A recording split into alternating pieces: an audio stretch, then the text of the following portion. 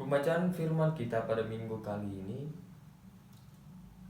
dengan tema membuka hati untuk Tuhan terambil dari Injil Yohanes pasal yang ke-20 ayat yang ke-19 hingga ayat yang ke-30. Bapak, Ibu, saudara-saudari yang terkasih, jika seseorang kehilangan pegangan hidupnya, maka biasanya orang tersebut mengalami situasi kekacauan yang luar biasa. Ia akan kehilangan damai sejahtera pada dalam diri. Demikian pula dengan seseorang yang selalu menolong, yang selalu membimbing serta menuntun hidupnya.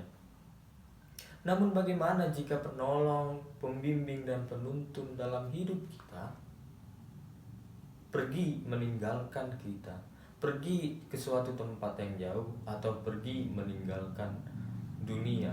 Maka perasaan orang yang ditinggalkan akan mengalami yang namanya kekecewaan. Kekecewaan ini yang terjadi apalagi orang yang ditinggalkan ini belum siap dan belum sanggup untuk menerima situasi ini. Tentunya dalam Injil Yohanes ini para murid mengalami kecemasan, ketakutan, dan rasa pesimis yang luar biasa. Mengapa demikian? Karena mereka mengalami yang namanya ditinggalkan seorang guru, seorang pedoman dalam hidupnya, seorang penuntun dalam hidupnya.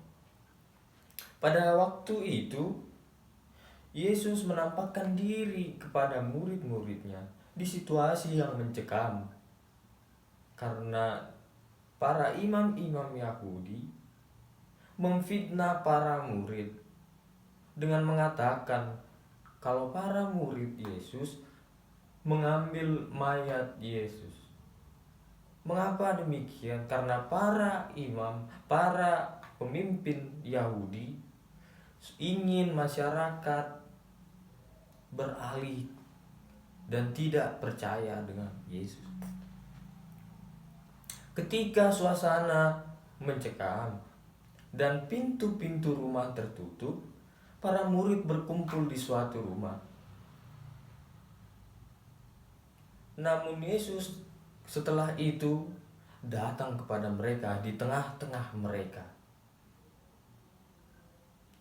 Dan Yesus datang ke tengah-tengah mereka dan mengatakan salam yang demikian: damai sejahtera bagi kamu. Kemudian para murid tidak langsung percaya. Siapakah orang ini? Mengapa orang ini menyerupai Yesus? Dan seketika pula Yesus meyakinkan para muridnya dengan mengatakan, dan sesuatu yang berkata demikian, ia menunjukkan tangannya dan lambungnya kepada murid-murid. Lalu murid-murid itu bersukacita ketika mereka melihat Tuhan. Nampaknya dengan salam yang diberikan oleh Tuhan Yesus belum cukup untuk meyakinkan para murid akan kebangkitan Yesus, akan penggenapan janji Tuhan. Dan ada satu murid nampaknya tidak percaya. Dan yang murid lainnya mengatakan kepada Thomas, ialah seorang murid yang tidak percaya akan kebangkitan Yesus. Lalu para murid berkata kepada Thomas, kami telah melihat Tuhan.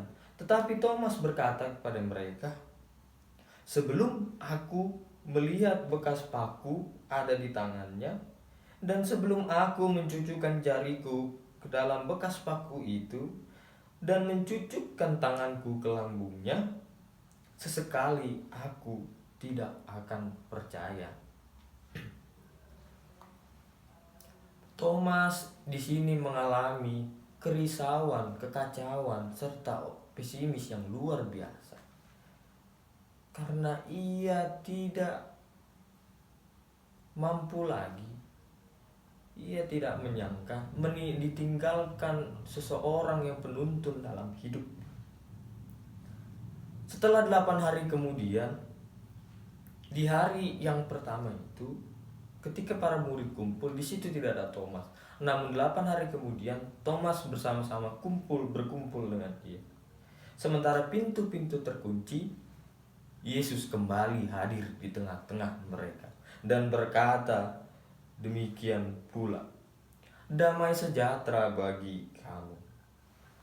Lalu kemudian Tuhan berkata kepada Thomas, Tuhan mengetahui bahwa kegalauan serta kerisauan yang dialami Thomas. Maka Tuhan berkata kepada Thomas, taruhlah jarimu di sini dan lihatlah tanganku. Ulurkanlah tanganmu dan cucukkanlah ke dalam lambungku. Dan jangan engkau tidak percaya lagi, melainkan percayalah. Di situ Thomas merasa sangat senang, sangat sukacita, karena ia langsung percaya. Thomas ingin membuktikan secara langsung, apakah benar ini Yesus, apakah benar ini Sang Guru. Kemudian Thomas berkata, jawab Thomas kepada dia, ya Tuhanku dan Allahku. Namun kata Yesus kepadanya di ayat 29, karena engkau telah melihat aku, maka engkau percaya. Berbahagialah mereka yang tidak melihat namun percaya. Bapak Ibu saudara-saudara yang terkasih, melalui peristiwa ini, bagaimana seseorang mengalami kecemasan, pesimisme, kekhawatiran yang luar biasa karena ditinggalkan orang yang terpenting dalam hidupnya. Itu juga yang dialami oleh para murid.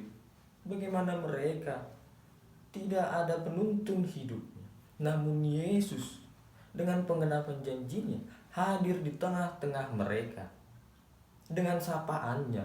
Namun sapaan itu Thomas tidak cukup bagi Thomas. Ia ingin membuktikan langsung.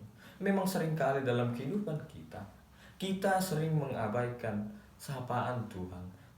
Kita sering mengabaikan firman Tuhan. Kita ingin membuktikan hal konkret langsung yang terjadi dalam hidup kita. Namun Tuhan menegaskan, berbahagialah mereka yang tidak melihat namun percaya. Memang masih banyak tanda lain yang dibuat Yesus di depan mata murid-muridnya. Dari peristiwa ini juga banyak hal yang dapat kita resapi. Seperti pintu-pintu yang tertutup, itu menandakan bahwa kita menutup diri di tengah-tengah dosa. Namun Tuhan datang dan masuk memberi damai sejahtera bagi kita.